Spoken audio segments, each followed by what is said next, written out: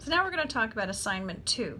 Assignment 2 focuses on lectures 3 and 4. That's for classification and filing systems. And a lot of this is sort of the bread and butter of how records managers provide support to end users and clients within the organization. It's due on February the 17th by midnight. Again, it's worth 15% of your final mark. Question 1. Pick 4 of the principles of classification from the lecture, explain those principles, and give examples, again, other than the examples you're given in the lecture. This is worth 8 marks, so 2 marks per principle of classification that you've included. Question 2, explain the steps involved in conducting a records inventory and discuss the importance of conducting an inventory in developing a filing system. It's worth 5 points, so 3 points will be for explaining the steps involved in conducting a records inventory, and 2 points for discussing the importance of conducting the inventory and developing a filing system. So you'll find that in the lecture notes as well, but in these assignments, if you find that you have unanswered questions, you can always post them in the discussion board, or if you find something on the internet that you think might be relevant or answer that question, but you're not sure, you can always send it to me in an email and I'll give you some advice or some feedback on that source. Question 3. Consider the example of patient records in a medical office. What are 3 different systems they could be filed by? So we're looking at filing systems, so that section. What would be the differences between these systems and what would be the advantages and disadvantages of each? So that part of the question is looking at what is unique about each system and what are the advantages and disadvantages. You may choose to do this part of the question as a table. Which would you choose? Do you think would be the best fit for a medical office? Remember, there's no one right filing system to use for a set of records, but there are some that would be a better fit than others. You may wish to use a table to compare the different systems.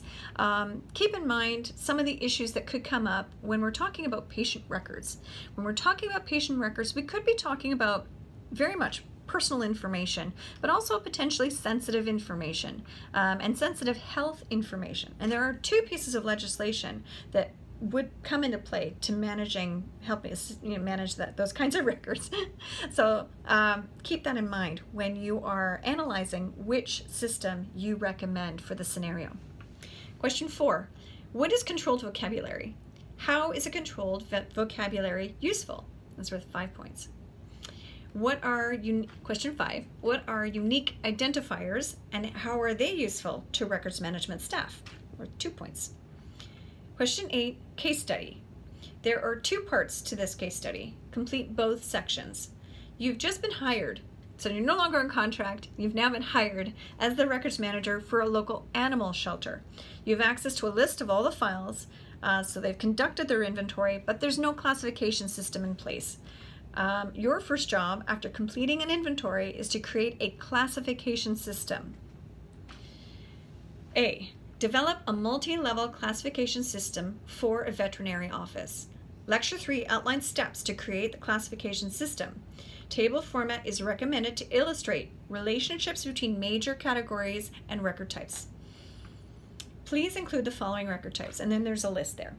Now what you'll notice is that not all of those are specific to a veterinary clinic, so you'll have purchasing records that we'll find in any organization. Section B. Explain your classification system and why you made the choices you did in creating it. Note, for this question, there's no single correct classification system. Your response will be graded on internal consistency, logic, and the way in which other potentially relevant factors are taken into account. Both of these parts are worth 20 marks, 15 for the classification system, and 5 for section B and the explanation. Again, your content is worth 75% of the marking, 25% is going to come from your communication. So grammar, spelling, sentence structure. You can use point form, Times New Roman please, single space, 12-point font. If you have any questions, again, we'll have chats, we'll have discussion boards, and email as a means to communicate with me. Good luck on the assignment.